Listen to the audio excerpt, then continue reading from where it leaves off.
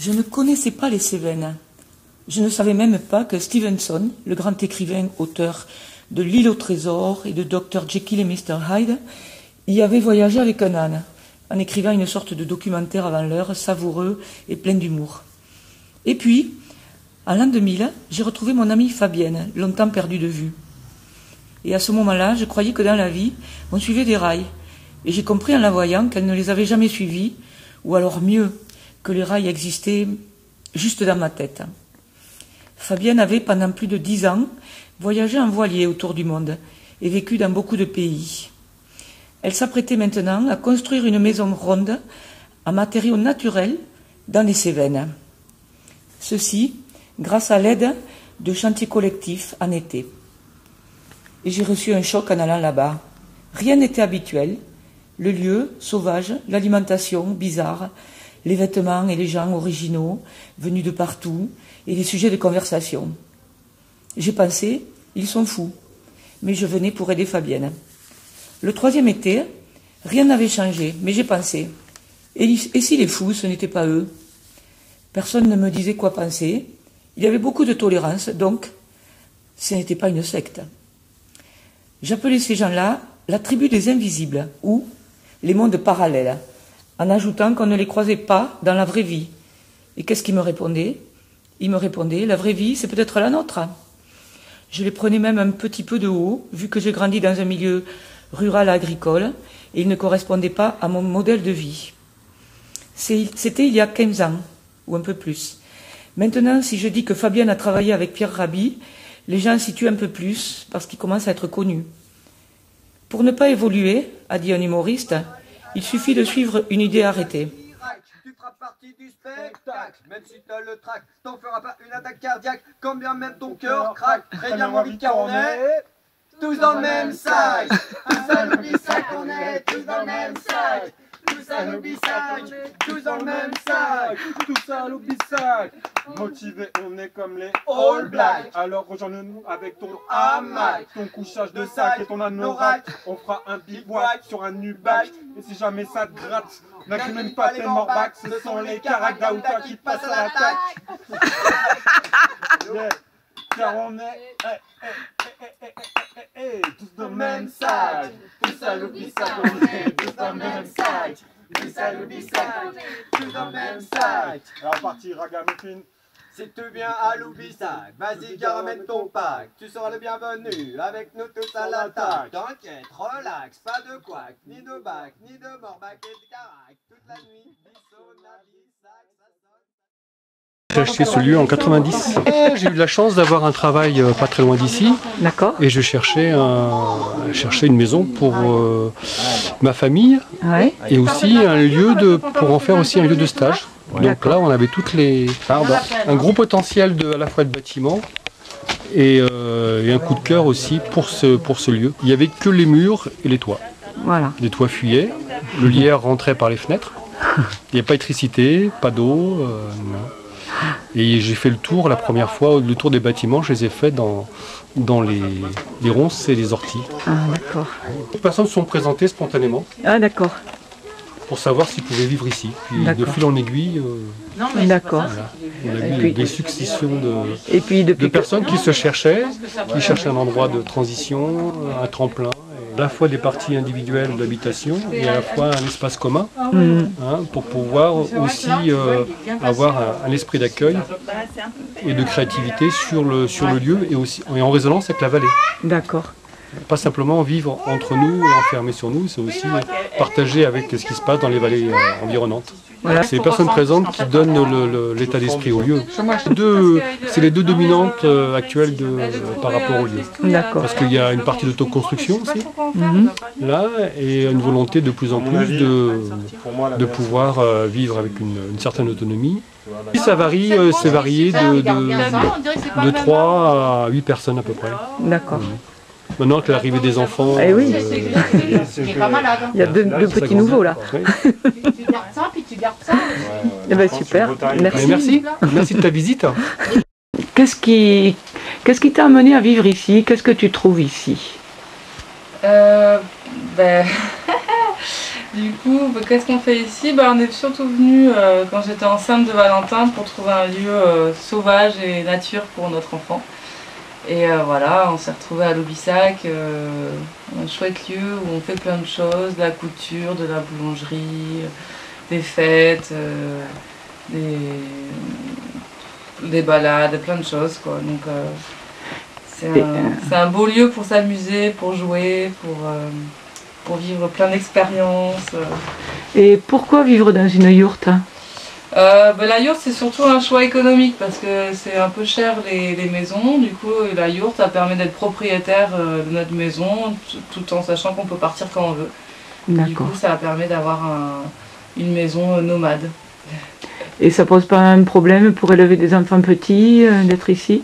Tout dépend du confort qu'on met dedans, mais là nous on a un confort comme un appartement.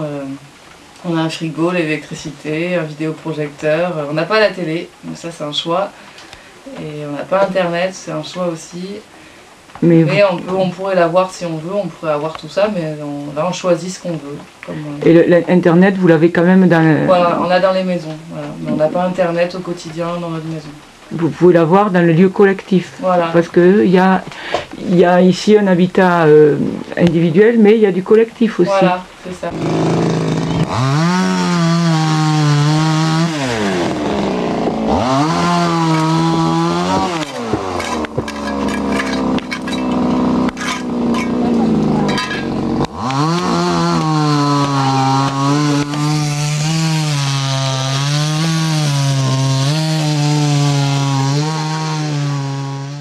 Les inducteurs, le bois, et puis il y avait un truc, c'est que je voulais ramener mon bois là à bois, et c'est surtout qu'après, ça c'est pas long, mais c'est m'aider à remettre les tuyaux.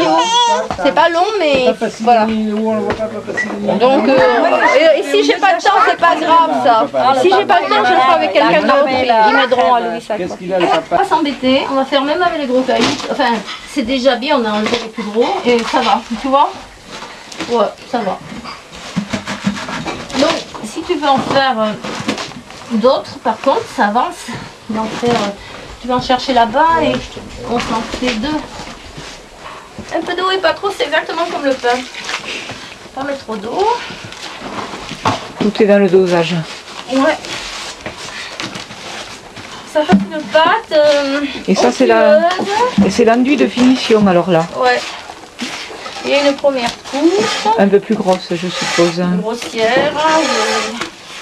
Et là, on fait dans la finesse, là. Là, on peut faire même des lissages, on peut s'amuser à faire des dessins, si on veut, des alcôves.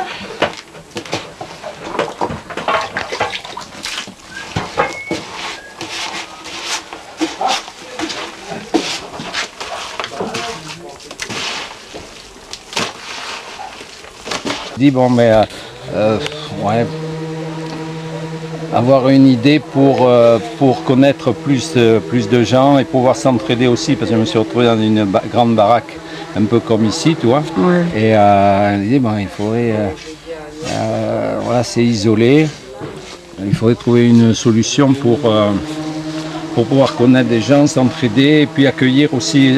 L'idée c'était aussi d'accueillir des gens de l'extérieur qui ont un peu cette conception de la vie qui est c'est pas la consommation, c'est pas le développement, c'est plutôt une évolution qu'on peut dire durable, mais voilà, c'est pas... Vous avez quelque chose aussi avec l'écologie, d'ailleurs, voilà, une mouche qui t'attaque là.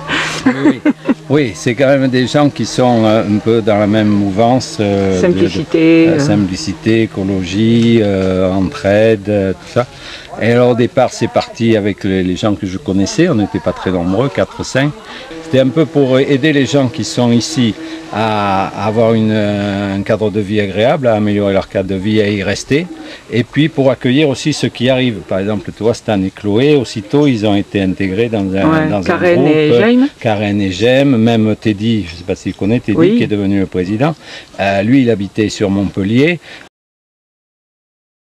Donc ça permet aussi, quand il y a des gens qui débarquent, ils ont aussitôt un réseau qui peut les orienter, les accueillir, les aider, quoi. Et puis quand tu as bossé avec quelqu'un, c'est pas pareil que quand tu as fait des bouffes avec lui, quoi.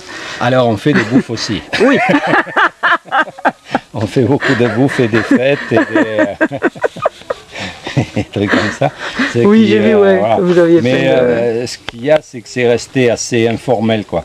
Donc, alors après, il y a aussi l'aspect d'acheter des outils en commun, tu vois. On a des outils que chacun ne s'achèterait pas. On a un broyeur, un fendeur, une déligneuse, tu vois, des trucs assez gros qu'on achète en commun et qu'on peut s'amener d'un chantier à l'autre. Ouais. Hein?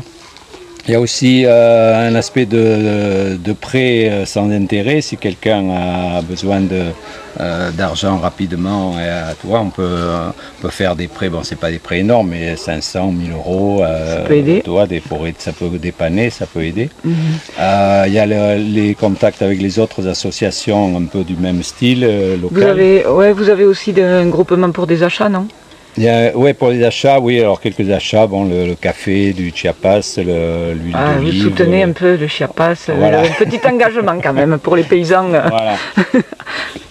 Alors ce qui est bien, c'est aussi que ça a permis qu'il y ait une relation intergénérationnelle. Tu vois, moi je suis un des plus vieux, mais ça va jusqu'à Marius qui non. et Sidonie. Voilà, Sidonie. Bon, il y a quand même aussi. Sidonie et Marius. Valentin m'a dit je travaille. Hein? Valentin, il a dit j'aide papa. Et Sidonie et Marius, ils sont nés chez moi au siège de l'association. C'est super. Oui, il y avait accompagnement à la naissance. Et on les voit grandir, tu vois, il y a ça fait comme ça des relations entre les. Il y a tous les âges. Il y a tous les âges. Alors qu'est-ce que tu fais, Valentin? Tu travailles? Tu travailles avec les grands? C'est bien. Tu vas aider? Tu vas aider papa et maman?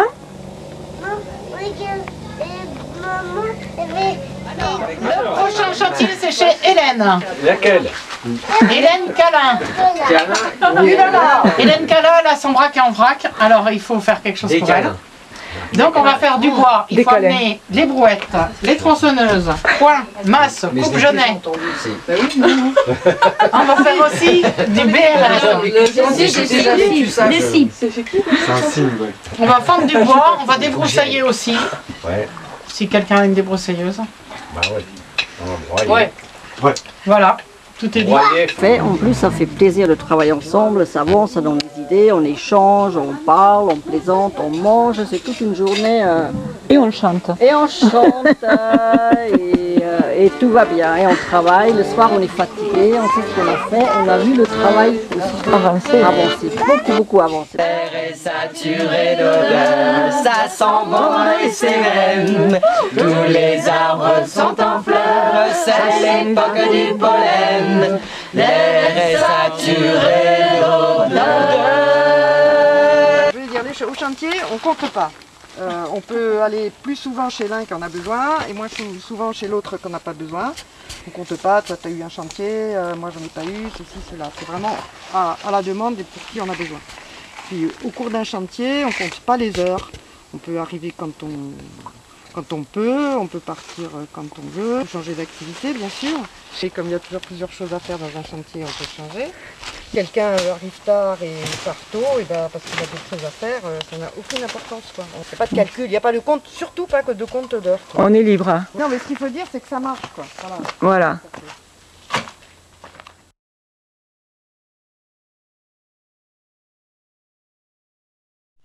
Rien de coupé là, non? Les lichons, il y en a deux. Ils sont pas coupés quoi? Ils n'étaient pas coupés? Non, ils sont pas coupés. Même si t'as le trac, t'en feras pas une attaque cardiaque, quand bien même ton cœur craque. Très bien mon vite car on est tous dans le même sac. Tous à l'oubli sac, on est tous dans le même sac. Tous à l'oubli sac, tous dans le même sac. Tous à l'oubli sac.